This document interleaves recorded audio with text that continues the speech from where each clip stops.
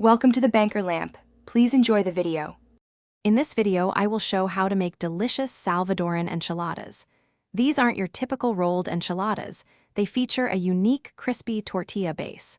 We'll start by preparing the essential components, including a flavorful ground meat filling and a tangy curtido. Then, I'll guide you through the simple assembly process to create this beloved dish.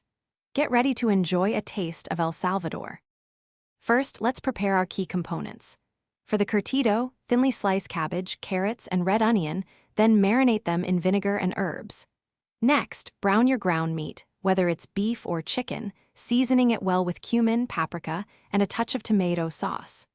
Finally, lightly fry your corn tortillas in a shallow amount of oil until they are golden and slightly firm, but not brittle. Now for the exciting part, assembly. Take one of your lightly fried tortillas and spread a thin layer of refried beans across its surface. Next, add a generous spoonful of your savory ground meat filling right on top of the beans. Finish by piling on a good amount of the fresh, tangy curtido and a sprinkle of grated hard cheese like cotija or parmesan. Repeat for all your enchiladas.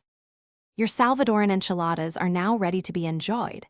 Serve them warm, perhaps with a side of fresh avocado or a drizzle of your favorite hot sauce.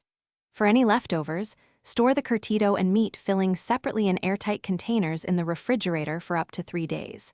And hey, if you're looking to make meal prep a breeze, check the description below for a link to some fantastic leak-proof containers and other great deals. Thanks for watching. Thanks for watching. If this was helpful, leave a like and consider subscribing. See you next time.